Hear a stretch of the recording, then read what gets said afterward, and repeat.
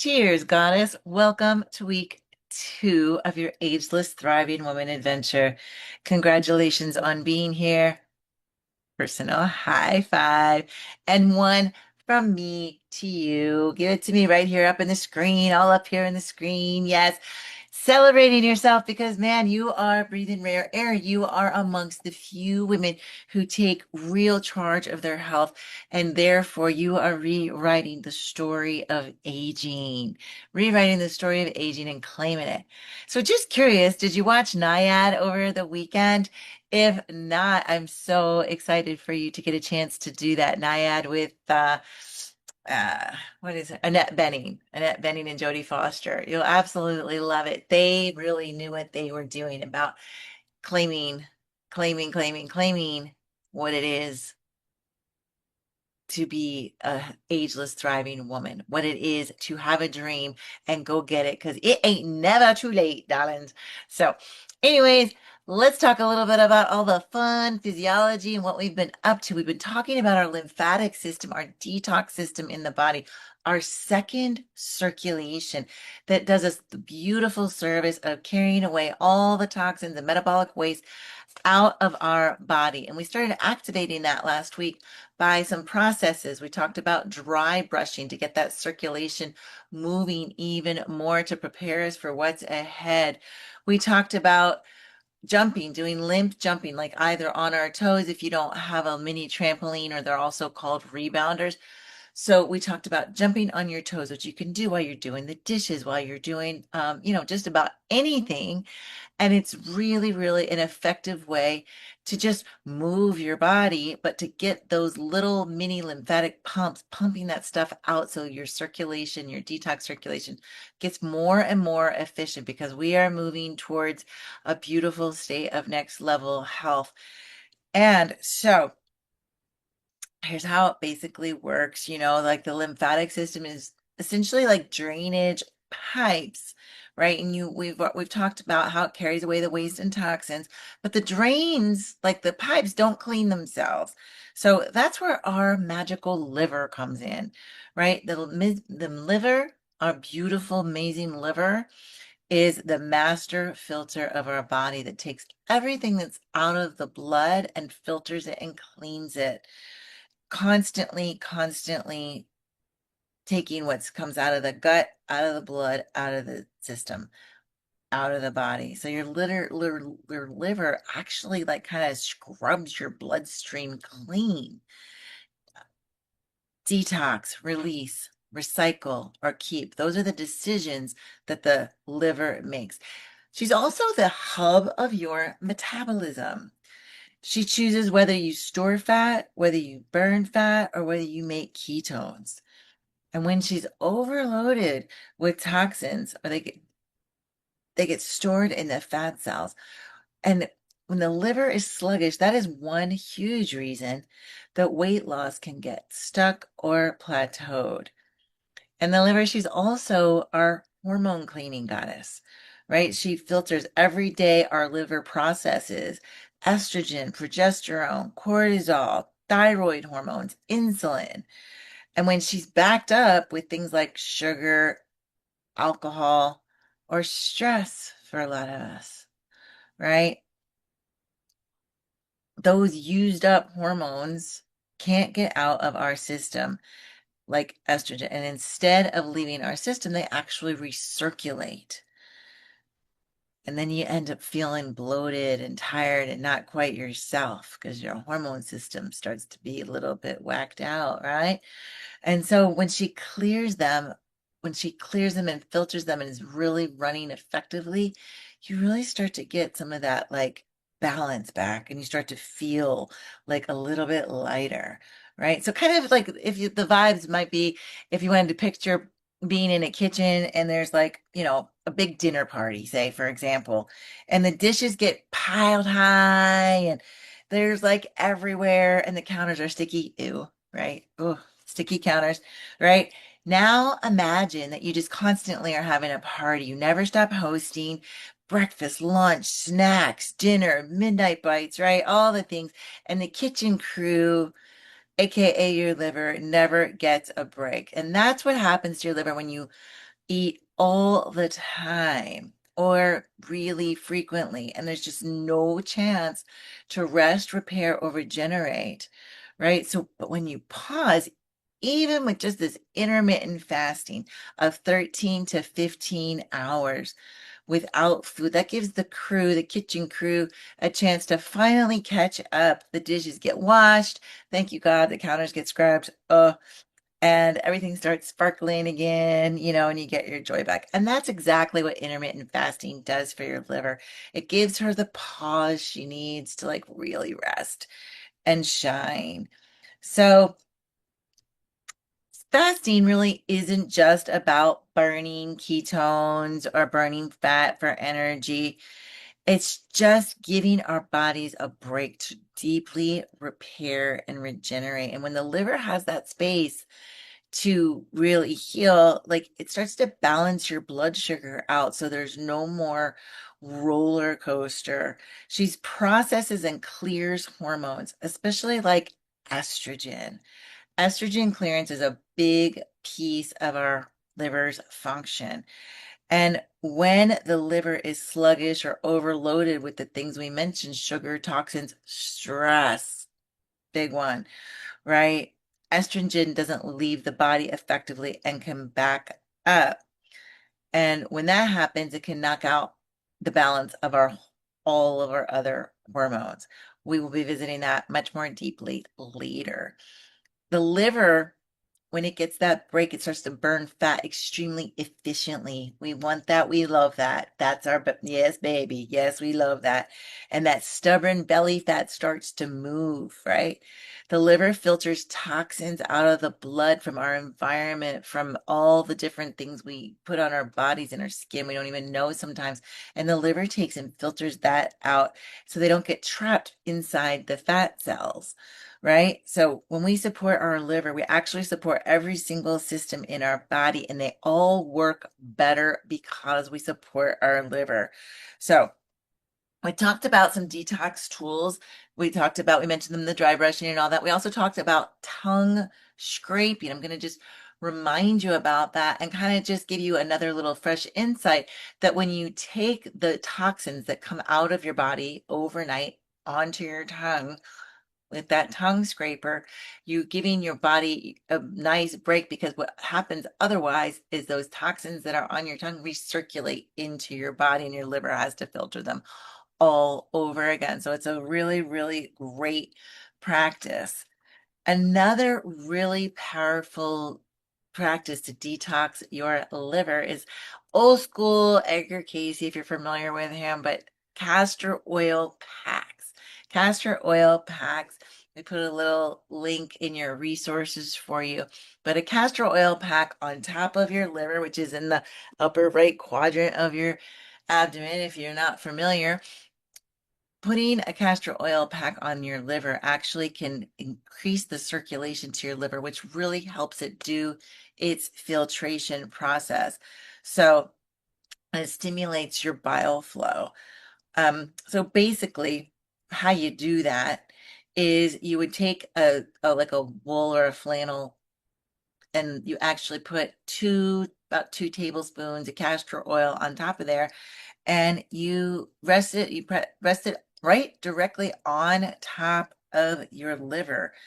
And you can do that for maybe like 30 minutes, maybe before you're going to sleep, 2 to 3 times a week. It's just a really great practice. People have been doing it in the natural healthcare for a really long time. A lot of people like to do that just before bed. You could also apply a heating pad. A lot of people do that to push it into the system better. And that's really nice. It's a nice, relaxing way to do it. People really often note a big difference. So I'd be curious to hear what your experience is. And it's especially good to do when we are fasting or when we're in release reset phase, right? One other thing you can do to support your liver is do a yoga move called a spinal twist. It's basically just turning your spine, and there's several poses, but it's just basically, reaching your arm around and twisting like this. So you would just basically take a hand and you can just twist around in your chair. I'm simply putting my right hand behind me and my Left hand is going over to my right hip, and I'm just pulling my body around a little bit while I'm breathing. When I go the other way, I just pull my left hand behind my right hip and I put my hand on my left hip and I just twist my body a little bit. And it kind of like wrings out the spine. It's really a nice little move. And all these things we're talking about are fast. They can be done in a skinny second. And those gentle spinal twists really support that parasympathetic, that rest, that calming nervous system, and indirectly are helping your liver detox more effectively. So, how it kind of works and why it's so important is because the liver actually, when it comes to our fat loss, which is, we care about that, right? Our liver actually stores glucose. Like when there's so much extra glucose in the bloodstream that it can't quite all get into the cells, our liver will store backup glucose in the form of glycogen, right? It's backup energy. So when the bloodstream runs out, the body, the brilliant, amazing, fabulous body has a backup store inside the liver. So what's really cool about fasting is when you start fasting, you use up those stores inside the bloodstream. Next visitor is the liver, right? So we start to tap into those liver glycogen stores. The liver just kind of the body starts to empty out that like kind of like a pantry, right? And then what happens is then the body turns to flip to burn ketones. It's powerful. That's when you start to get that steady mental energy, that mental clarity. So there's a process that you may have heard about. It's a big fancy word. You don't need to know it, but I like it. I like to just know of it, right? Gluconeogenesis. So that is when the pantry is empty, the liver has emptied its glucose stores, and then it's got to get resourceful because when food is low, the body actually gets more resourceful. It's pretty interesting how clever the body is to keep us alive and how many different angles it can work. So gluconeogenesis, it makes fresh glucose. The body always needs glucose for different things out of our fat and protein that exist. So that keeps our brain and our blood cells fueled while the rest of our body kind of runs on fat and ketones.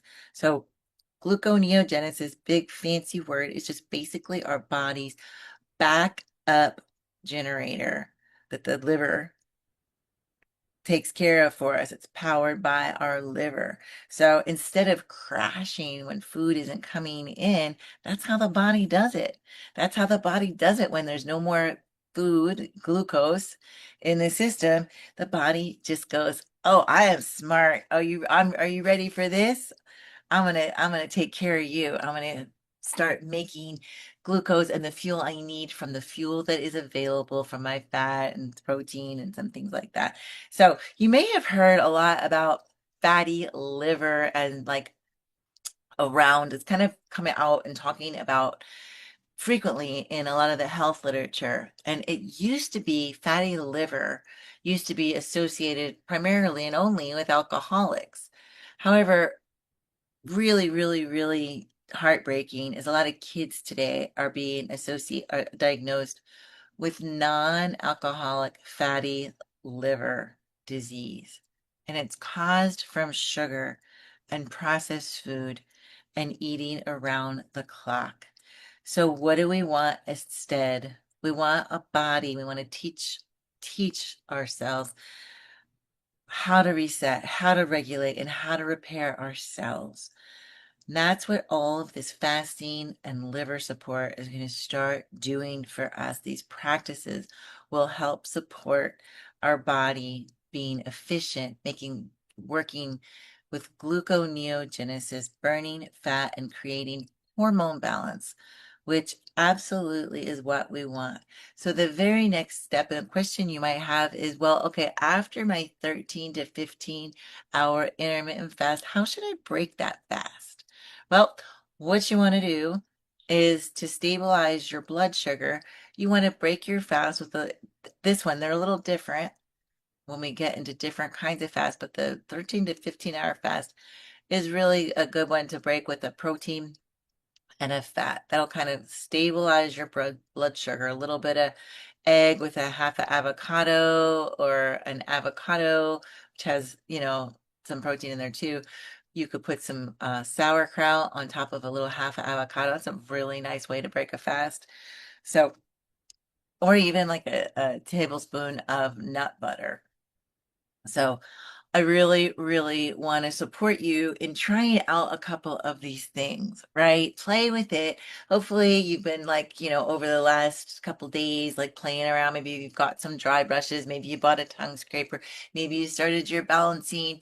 And maybe now you may even consider doing a castor oil pack on your liver to kind of really open these things up, because moving ahead, we're going to do deeper dives into fasting and into nourishing and into varying our food phases. And we're going to ultimately set ourselves up to do a really powerful fat burning reset, combining things we've learned from all the different styles of eating. And now we're going to be learning different styles of fasting. But what we're doing right now is preparing to optimize those things by preparing our body with the things we've been talking about. Woo! So, make sure you've reviewed your Healthy Thriving Women Lifestyle Fridge Guide that's in your resources. Make sure you understand be really deliberate about which kind of what phase you are in: abundance, reset, release, or sustenance. And then be really crystal clear about which days you are going to fast on, and whether it's going to be 13 or 15 or however long you want. And make sure you get super clear and write down the times of your eating windows, because that takes the brain and the guesswork out. And honestly, if you get really hungry and you're just like, whoa, I can't, go ahead and eat, right? Give your body, like, we're training our body to learn to get efficient with fasting and get efficient with the healing mode. So we don't want to obsess over these things. We don't want to like get too locked into having to do it this certain way, because as we know, and we talk about that extra stress of, kind of obsessing about the deep details, can actually undo our progress or kind of put a wrench in our progress. So be easy on yourself, have fun, create your intentions about what you're going to eat, when you're going to eat, and start to notice how you're experiencing that. What are you feeling? Are you noticing that your body feels a little better, a little lighter? What do you notice? We want to learn how our body feels with different types of fast. So be paying very good attention. And I've got one little journal prompt for you. How do you want your body to feel 10 years from now, 20 years from now? How do you want your body to feel when you're 80, 90? What do you really, really, really want and doing here? And just journal from that place of it already being done, of you already being radiant, of you already being that ageless, thriving woman. Just like Naiad in her amazing. You got to watch it. I'm telling you, you got to watch it. It's really, really good. So, look, every time you fast or twist or scrape or do your dry brushing, celebrate you. You're not just supporting like your weight. You actually think of it like these things are really like a pillar in resetting your hormones, boosting your energy, and building that future you. So make sure you go on over into our chat and tell me, which phase are you doing this week? What are you doing this week? What you up to, girl? And how many days have you chosen to intermittent fast? I'd be so curious to hear. We will check back in with you very, very soon. I cannot wait to see you soon. And remember your beautiful liver. She's your goddess, like working for you behind the scenes. So let's support her this week. And I cannot wait to see you on the next video. Mwah. See you soon.